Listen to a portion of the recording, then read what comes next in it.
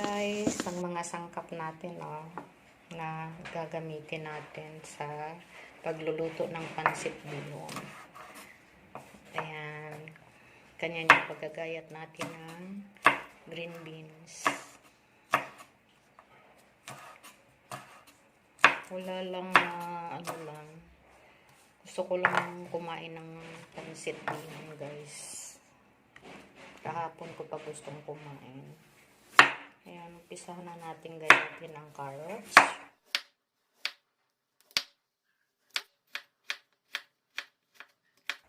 Ganyan lang guys ang paghiwa ng carrots. Ayan.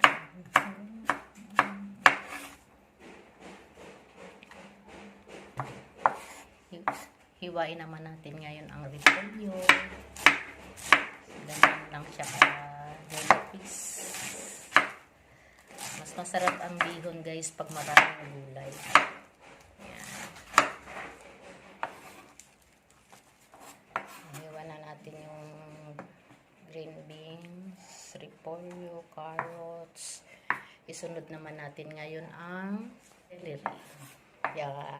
Ganyan lang yung paghihiwa ng celery guys.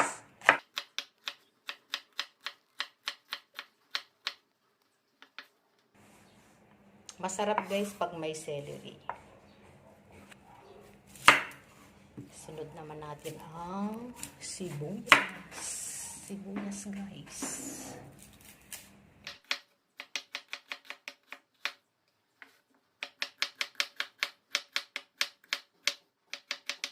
A few moments later. Yan, tapos na. Perfectly cut.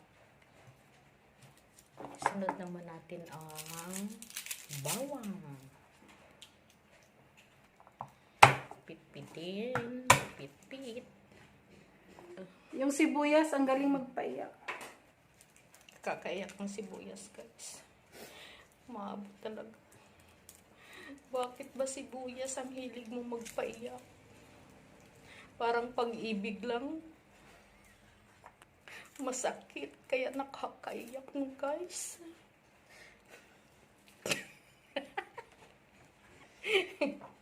Hindi ba totoo naman? Sino sa inyo guys ang pinapaiyak ng sibuyas pag naghihiwa? Yan, well done. Okay na yung ating mga ingredients guys.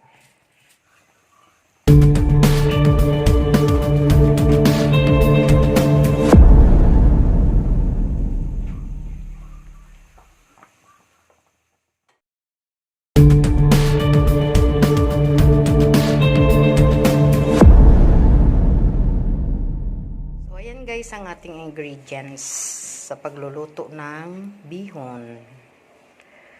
Pisahan natin sa paminta, toyo, suka, celery, carrots, bawang, sibuyas, bagu beans, repolyo, ang ating bihon, ang ating chicken. Gumagamit kami guys ng rice noodle stir fry mix at isang Knorr cubes chicken. Guys, siguro magtataka kayo kung bakit may suka. Ang purpose po kaya kami naglalagay ng suka para hindi kaagad mapanis ang ating bihon. Ewan ko kung ang iba sa inyo ay ginagawa din ang ideas na to. Pero yun po ang aming ginagawa sa pagluluto ng pansit para sa aming merienda. Yan po guys.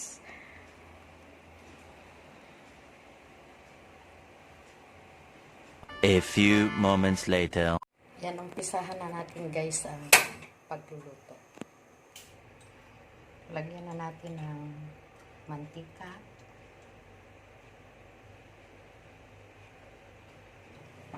Unahin natin guys ang bawang.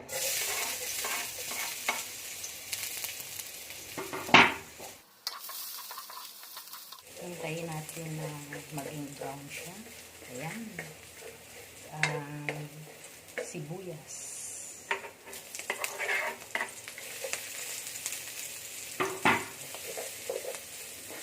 Hintayin natin medyo ma-fry yung sibuyas.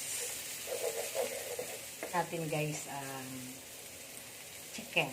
Ang ating hinimay na manok. Kalahating breast chicken lang yan guys. Marami na no? Tamang-tamang pangsahod. Isunod na natin guys ang ihulog na natin ang carrots.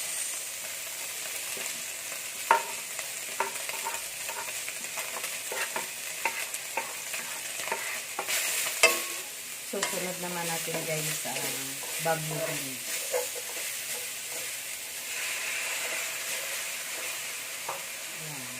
Yan color guys. Takpan muna natin guys ng ilang segundo. A few moments later. Yan. Susunod naman nating ilagay guys ang repolyo.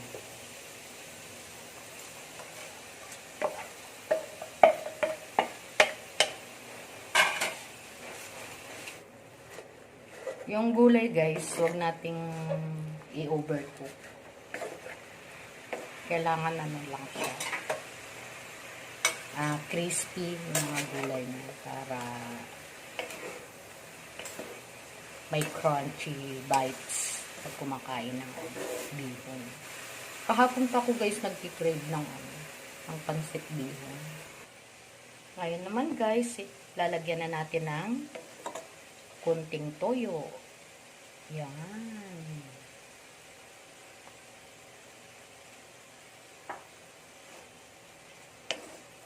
So, yan. Yummy na guys, no? So, ayan guys. Tapos na nating lutuin ang gulay. So, isi-set aside muna natin siya. At isusunod naman natin ang pagluluto ng noodles. Yan ang sahog. A few moments later. Ngayon ilalagay na natin guys ang chicken stock.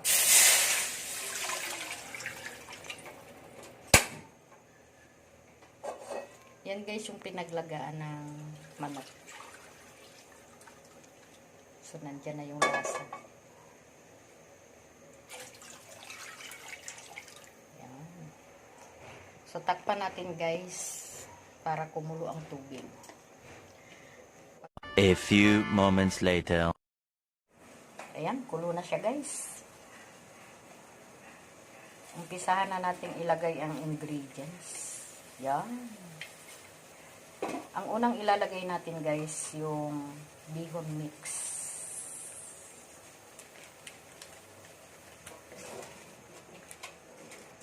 Nasubukan nyo na ba guys gumamit ng bihon mix?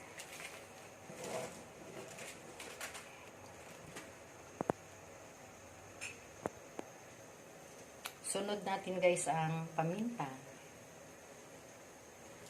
Ngayon naman guys, i-add natin ang isang cubes para matunaw na siya. Sunod na natin guys ang toyo, ang suka,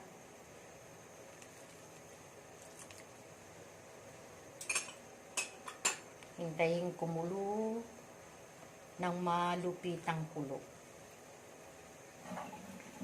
Bihon pala guys, kailangan anuhin muna natin, basain muna natin siya bago natin ihulog.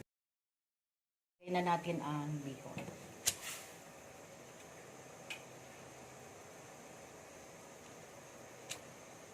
So yung kalahating kilo guys na na noodles.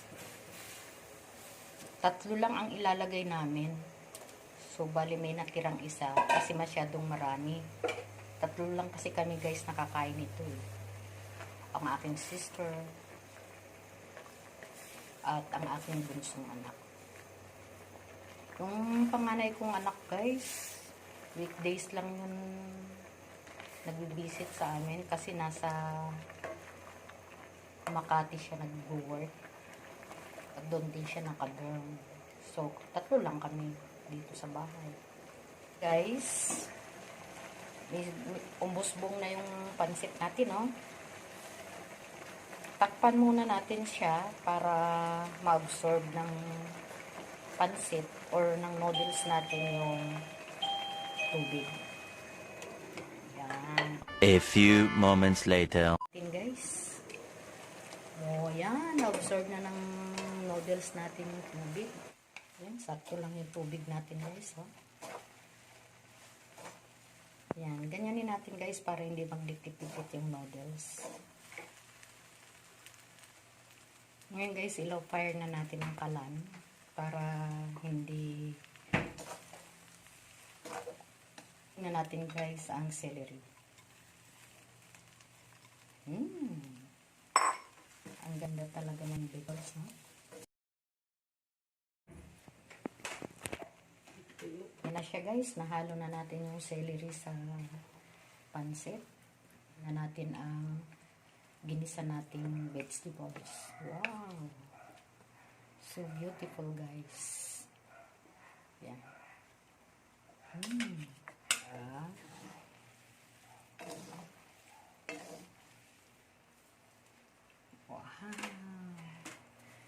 So looks beautiful, guys. Ayan na.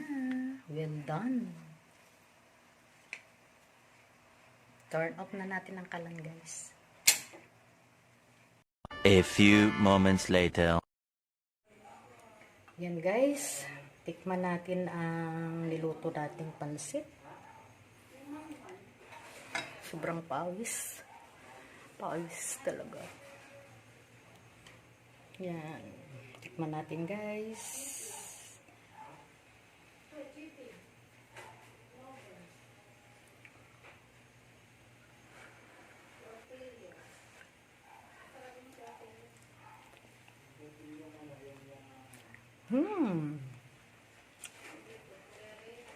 Saktong-sakto lang ang grasa, guys. Sobrang sarap. Isa pa nga. Yung may gulay naman.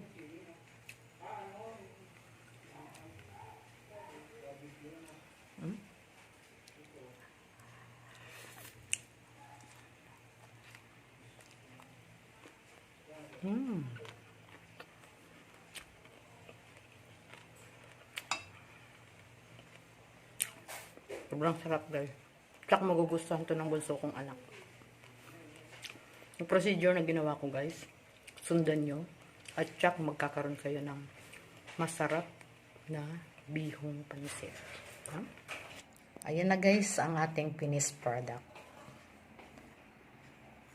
Ready for serving, guys. Ayan, guys. Ready na.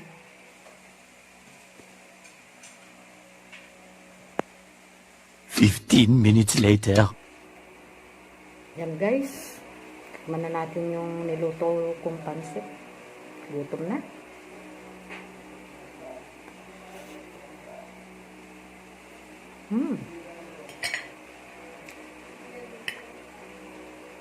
Masarap talaga, guys. Saktong-sakto yung yung lasa.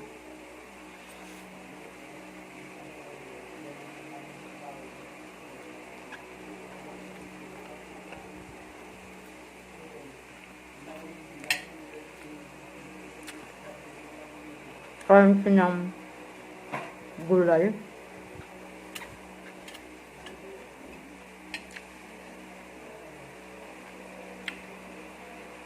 Napaka-crunchy niya.